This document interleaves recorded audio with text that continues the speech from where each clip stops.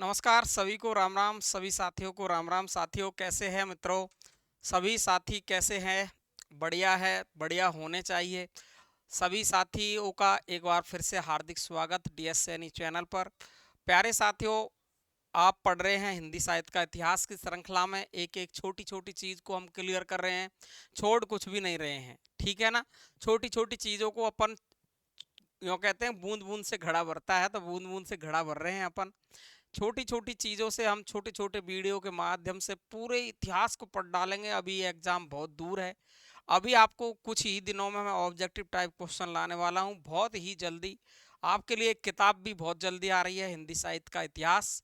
और इसके अलावा आपका एक आ रही है काव्य शास्त्र, जिसमें आपका भारतीय काव्य शास्त्र, पाश्चात्य काव्य शास्त्र और उसी के साथ होगी भाषा, जिसमें राजभाषा, राष्ट्रभाषा, राजभाषा का भारतीय संविधान में उल्लेख क्या क्या है, और ये सारी बातें अपन करने वाले हैं। और भाषा का एक वीडियो मैं आपको बहुत जल्दी ही देने वाला हूं, जिसमें आपको देखेंगे कि आप सौरसेन या भ्रंश की भाषाओं को कैसे याद करेंगे, पश्चिमी हिंदी की भाषाएं उनको कैसे याद करेंगे। बार बार में यहाँ से सवाल पूछा जाता है, हर बार पूछते, ग्रेड सेकंड में पूछ लेते हैं, कभी कहाँ सवाल आता ही है। तो बहुत जल्दी एक वीडियो आपको मैं देने वाला हूँ, शानदार तरीके का, आनंदित। आज साथियों अपन पढ़ने वाले हैं पृथ्वीराज रासो। अपन ने पिछली क्लास में पढ़ा है रासो। रासो शब्द की उत्पत्ति, यानी किसी ने बताया रासक शब्द, किसी ने बताया रसायन शब्द, किसी ने बताया राजयस, है ना, किसी ने बताया राजसूय। अलग अलग विद्वान ने अलग अलग मत बताए। पृथ्वीराज रासो के बारे में मैं आपसे बात करने वाला हूं। पृथ्वीराज रासो जो है, इसके बारे में बहुत लंबी चौड़ी कहानी आपको मैं पढ़ाने वाला हूं, बहुत शानदार तरीके से।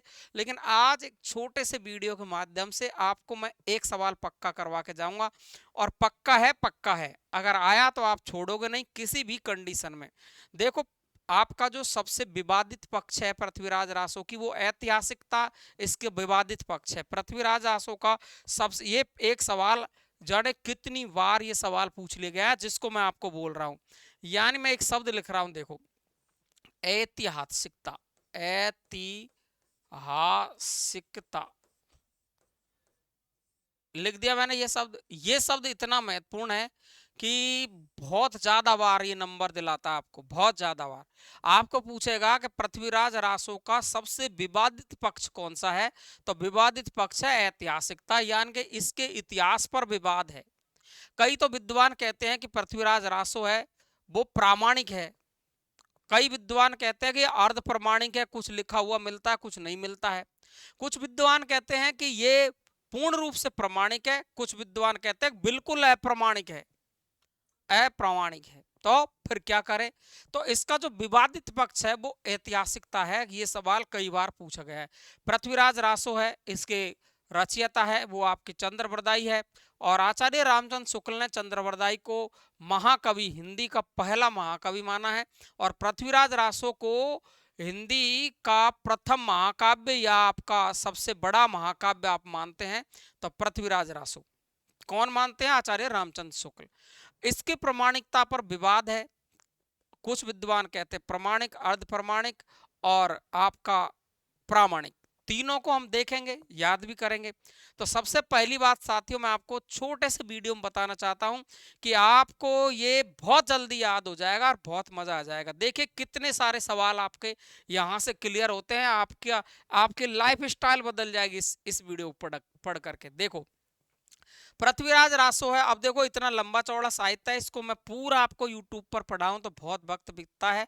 तो यहाँ पर आपको मैं छोटे वीडियो के माध्यम से जल्दी ही अच्छे अच्छे प्रश्न है उनको क्लियर करा रहा हूं। पृथ्वीराज रासो की प्रामाणिकता पर विवाद है। क्या विवाद है? सबसे विवाद है वो क्या है? ऐतिहासिक पक्ष है इसका विवादित है कि ये प्रामाणिक है या नहीं है। सर्वप्रथम सर्वप्रथम डॉक्टर बूलर, ये लिखा है मैंने। अब ये क्या है सर्वप्रथम? तो सर्वप्रथम अप्रामाणिक मानने वाले, अप्रामाणिक, अप्रामाणिक मानने वाले,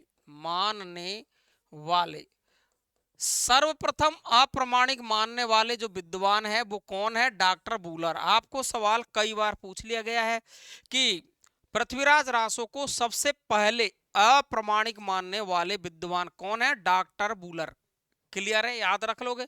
तो सर्वप्रथम अप्रामाणिक किसने माना है? डॉक्टर बूलर ने माना है। अब ये कब माना है, इसका इतिहास लंबा चौड़ा है, लेकिन मैं आपको शॉर्ट में बता देता हूं कि डॉक्टर बूलर है ये एक बार कश्मीर की यात्रा पर गए थे। कब गए थे? 1875 ईस्वी में, है ना।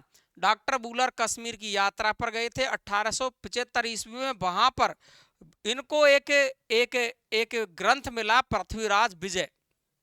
देखो ये लिख रखा है मैंने आपको, पृथ्वीराज विजय। ये ग्रंथ वहां पर मिला, कहां पर? कश्मीर यात्रा पर गए थे, वहां पर ये ग्रंथ इनको मिला, पृथ्वीराज विजय।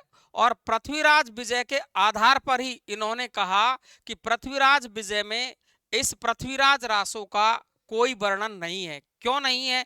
इन्होंने देखा कि ये पृथ्वीराज विजय ग्रंथ है जो किसने लिखा है? ये लिखा है जयानक ने। किसने लिखा है? जयानक ने लिखा है। और ये जयानक कौन थे? पृथ्वीराज के दरबारी कवि थे। जयानक कौन थे? पृथ्वीराज के दरबारी कवि थे। और इन्होंने, इन जयानक ने ही लिखा पृथ्वीराज विषय और विजय। और ये कौन सी भाषा में लिखा है? ये सवाल भी बहुत ज्यादा पूछा जाता है। तो ये संस्कृत भाषा में लिखा हुआ ग्रंथ है। कौन सा? पृथ्वीराज विजय। इसको पढ़ा किसने? डॉक्टर बूलर ने। तो इसको लगा कि जब दरबारी कवि ने पृथ्वीराज का कोई वर्णन नहीं किया तो इसका मतलब ये प्रमाणिक नहीं है। क्लियर है? इतना सा नॉर्मल अपन को याद रख लेंगे। अपन को कोई इस चीज पर पीएचडी करनी नहीं है, अपन को उत्तर सही करना है। तो उत्तर सही क्या करना है? प्रमाणिक मानने वाले विद्वान कौन से हैं, नहीं मानने वाले कौन से हैं?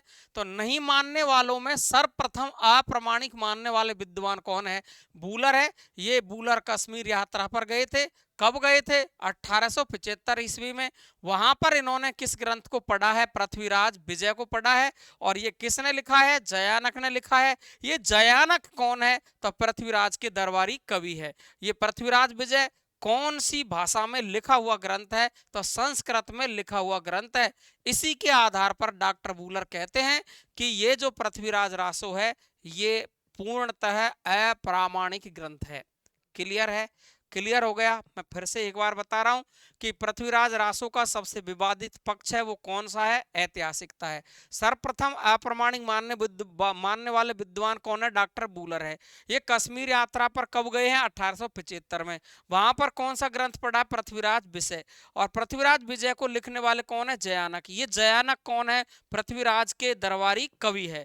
और ये कौन सी भाषा में लिख रहा है? संस्कृत में। इसी ग्रंथ के आधार पर इन्होंने पृथ्वीराज रासो को क्या बताया है? अप्रामाणिक। क्लियर है? बिल्कुल, इतना से याद रखना है बस। आगे चलते हैं दोस्तों। सबसे पहले देखो, पृथ्वीराज रासो को प्रामाणिक मानते थे कौन? आचार्य रामचंद्र शुक्ल। ये कहते हैं कि प्रामाणिक ग्रंथ है कौन? पृथ्वीराज रासो। लेकिन कालांतर में यानी बाद में थोड़ा समय जाने के बाद इसे अप्रामाणिक मानने लग गए। कौन कौन मानने लग गए अप्रामाणिक? रामचंद्र शुक्ल।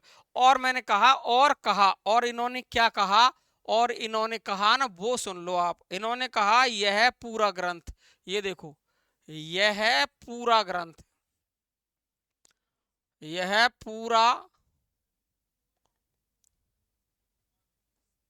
पूरा ग्रंथ, यह पूरा ग्रंथ वास्तव में जाली है। वास्तव में जाली है। ये कह दिया किसने? बताओ। आचार्य रामचंद्र शुक्ल ने। यह पूरा ग्रंथ कौन सा? बताओ पूरा ग्रंथ कौन सा? पृथ्वीराज रासो। यह पूरा की पूरा ग्रंथ है वो वास्तव में जाली है। ये लंबी चौड़ी कहानी इन्होंने कही, लेकिन बार बार जो सवाल पूछा जाता है वो इतना ही पूछा जाता है कि यह पूरा ग्रंथ वास्तव में जाली है। किसके बारे में कहा है? पृथ्वीराज रासो के बारे में। किसने कहा है? आचार्य रामचंद्र शुक्ल ने। किसने कहा है? आचार्य रामचंद्र शुक्ल। आचार्य रामचंद्र शुक्ल ने कहा है। आचार्य रामचंद्र शुक्ल ने कहा है कि ये पूरा ग्रंथ क्या है? जाली है। तो पहले तो ये प्रामाणिक मानते थे, लेकिन बाद में ये बदल गए और कहने लगे कि ये पूरा की पूरा ग्रंथ ही जाली है। क्लियर है? तो देखिए ध्यान से, पृथ्वीराज रासो के बारे में कई सारे मत आप पढ़ रहे हैं। सर्वप्रथम अप्रामाणिक मानने वाले विद्वान कौन है? तो डॉक्टर बूलर है। लेकिन ध्यान रखेंगे, जबकि मैंने लिखा है इस ग्रंथ के उद्धारक पूछे जाए, अप्रामाणिक पूछे जाए तो उत्तर आपका बूलर होगा। लेकिन पूछे जाए कि इस ग्रंथ के उद्धारक कौन है? तो कर्नल जेम्स टॉड है। कौन है? कर्नल जेम्स टोड, क्योंकि सबसे पहले इन्होंने ही कहा कि ये पूर्ण रूप से प्रामाणिक है। पूर्ण रूप से क्या है? प्रामाणिक है। ये ध्यान रखेंगे अपन। तो आप देख रहे हैं सीधा सीधा सा कि यहां आप उत्तर करेंगे सर्वप्रथम अप्रामाणिक माना है बूलर ने, जबकि इस ग्रंथ के उद्धारक माने जाते हैं तो वो कौन माने जाते हैं? Colonel James Tod. क्लियर है? समझ जाएंगे आप बिल्कुल। तो दोनों सवाल ये पूछे जाते हैं, ये आपको अच्छे तरीके से ध्यान रखना है। आगे चलते हैं साथियों अपन। देखिए ये मैंने एक छोटी सी ट्रिक लिखी है, इससे आपको बहुत ही आनंद आएगा, बहुत आनंद आएगा पढ़ने में, फटाफट से आनंद आ जाएगा। देखो ध्यान से, अप्रामाणिक मानने वाले विद्वान कौन कौन से हैं?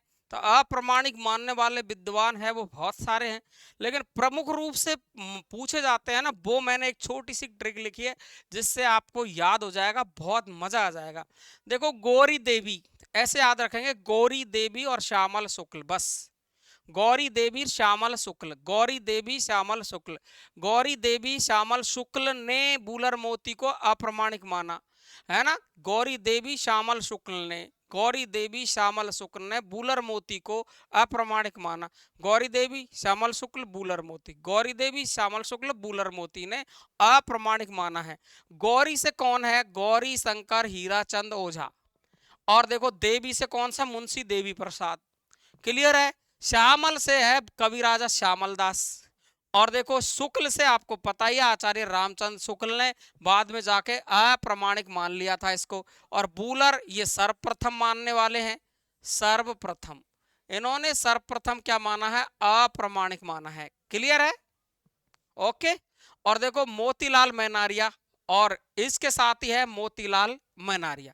तो देखो गौरी देवी श्यामल शुक्ल बूलर मोती, गौरी देवी श्यामल शुक्ल बूलर मोती, गौरी देवी श्यामल शुक्ल, बोलो ना मेरे साथ में, मजा नहीं आ रहा? गौरी देवी श्यामल शुक्ल बूलर मोती, गौरी देवी श्यामल शुक्ल बूलर मोती ने अप्रामाणिक माना है। तो गौरी से गौरी शंकर हीराचंद ओझा, देवी से मुंशी देवी प्रसाद, और श्यामल से कवि राजा श्यामल दास, शुक्ल से आचार्य रामचंद्र शुक्ल, और बूलर से डॉक्टर बूलर है जिन्होंने सर्वप्रथम प्रमाणिक माना है, और मोती से मोतीलाल मैनारिया। अब कहोगे सर इनसे पार पड़ेगी? बिल्कुल पार तो इनसे ही पड़ जाएगी, लेकिन किसी को विश्वास नहीं है तो और देख लो। डॉक्टर रामकुमार वर्मा, मुरारी दीन और राय देवी प्रसाद सिंह और मॉरिसन, इन्होंने भी इसको क्या माना है? अप्रामाणिक माना है ना। रामकुमार वर्मा, मुरारी दीन, राय देवी प्रसाद सिंह, मॉरिसन, इन्होंने भी अप्रामाणिक माना है। अगर इसको भी आप बहुत जल्दी से याद करना चाहते हो तो कर सकते हो। राम से आप रामकुमार वर्मा कर सकते हो, रामकुमार वर्मा, रामकुमार वर्मा कर सकते हो। मुरारी से आप मुरारी दीन कर सकते हो, मुरारी दीन, मुरारी दीन कर सकते हो। और यहाँ पर मॉरिसन से आप मॉरिसन कर सकते हो, मॉरिसन कर सकते हो। और राय से राय देवी प्रसाद सिंह, राय देवी प्रसाद सिंह, देवी प्रसाद सिंह याद रख सकते हो। तो ध्यान रखेंगे, राम ने मुरारी और मॉरिसन को राय दी, बस राम ने मुरारी और मॉरिसन को राय दी, राम ने मुरारी मॉरिसन, राम ने मुरारी मॉरिसन, राम ने मुरारी और मॉरिसन को क्या दे दी? राय दी है कि भाई ये अप्रामाणिक है, ऐसी राय दी है। तो रामकुमार वर्मा, मुरारी दीन, मॉरिसन और राय देवी प्रसाद सिंह, इन्होंने क्या माना है? अप्रामाणिक माना है। क्लियर है? आया ना मजा? कभी गलती कर ही नहीं सकते, कभी डीएस सैनी से पढ़ोगे तो बिल्कुल ही, है ना, विश्वास है मुझको, ये घमंड नहीं, बिल्कुल नहीं है, बिल्कुल नहीं है। अर्ध प्रामाणिक मानने वाले के आधा ग्रंथ सही है और आधा गलत है, ऐसा मानने वाले हैं तो मुनि सुनी हजारी। ये ट्रिक आपकी मुनि सुनी हजारी या सुनी मुनि हजारी, कैसे भी जैसे आप याद रख सकते हो। ये तीन तो आपके ध्यान रखना ही है, ये तो मोस्ट है ही है। इसके अलावा भी माता प्रसाद गुप्त और अगरचंद नाहटा को भी आप याद रख सकते हो, बाकी आते तीन ही है ये। तो मुनि से मुनिजिन विजय है, मुनिजिन विजय। सुनी से डॉक्टर सुनीति कुमार चटर्जी है, और हजारी से तो आप जानते ही हो, इन्होंने अर्ध प्रमाणिक माना है आचार्य हजारी प्रसाद द्विवेदी ने। किस ग्रंथ को? पृथ्वीराज रासो को। क्लियर है? तो मुनि सुनी हजारी या सुनी मुनि हजारी, जैसे भी आप याद रखना चाहते हो। मुनि से मुनिजिन विजय है, और सुनी से सुनीति कुमार चटर्जी है, और आपका हजारी से डॉक्टर हजारी प्रसाद द्विवेदी है। क्लियर है? ओके। और अन्य याद रखना चाहते हो तो माता प्रसाद गुप्ता और अगरचंद नाहटा। अगला देखेंगे अपन, प्रामाणिक मानने वाले। ये देखो, प्रामाणिक मानने वाले विद्वान जिन्होंने पृथ्वीराज रासो को प्रामाणिक माना है। तो देखो, जो मोस्ट है ना वो तो मैंने लिख रखे हैं ट्रिक में, जो मोस्ट है, वेरी मोस्ट है, वो तो ट्रिक में लिख रखे हैं। उनके अलावा भी और याद आप रख सकते हो। कर्नल श्याम मोहन मिश्र, सीधा एक नाम याद रख लो यार, इतना बड़ा। कर्नल का नाम है श्याम मोहन मिश्र, बस। कर्नल का नाम क्या है? श्याम मोहन मिश्र। कर्नल श्याम मोहन मिश्र।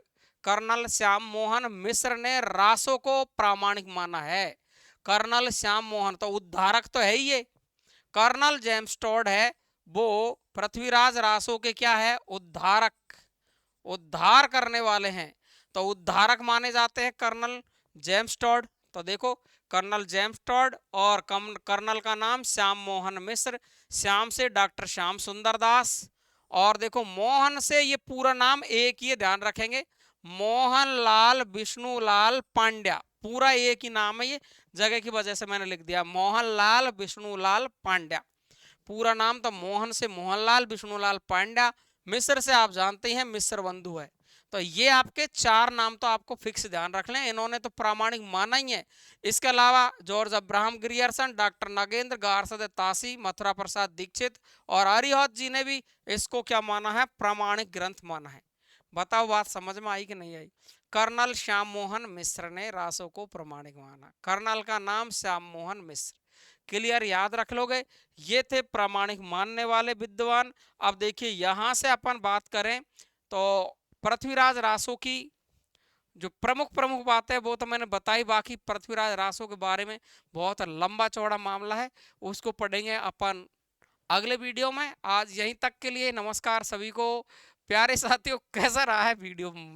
बताना तो पड़ेगा यार, बिल्कुल किसी भी कंडीशन बताना पड़ेगा। कमेंट बॉक्स में कमेंट कम आ रहे हैं आपके, तो कमेंट बॉक्स में कमेंट लिखें जरूर वीडियो ख़त्म होने के बाद, है ना। आप जो लाइव में लिखते हो उस लाइव के कमेंट मेरे पास नहीं आते हैं, वो लाइव में ही जाके चले जाते हैं।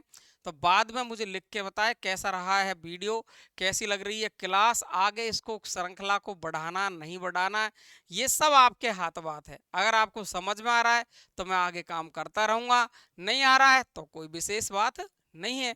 तो प्यारे साथियों, इसी के साथ मैं आपको लेके आऊँगा अभी बहुत जल्दी एक भाषा पर एक वीडियो लेके आऊँगा बहुत शानदार तरीके का, वो आपको पढ़ना है। और व्याकरण पर भी बहुत जल्दी एक वीडियो मैं लेके आ रहा हूँ, और शिक्षण विधि पर भी मैं एक वीडियो लेके आऊँगा। या आपको हर चीज़ पढ़ के देखनी है कि हम हर चीज़ में श्रेष्ठ हैं।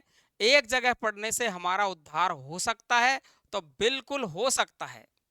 ठीक है साथियों, आज इतना ही। नमस्कार सभी को, धन्यवाद, थैंक यू सो मच।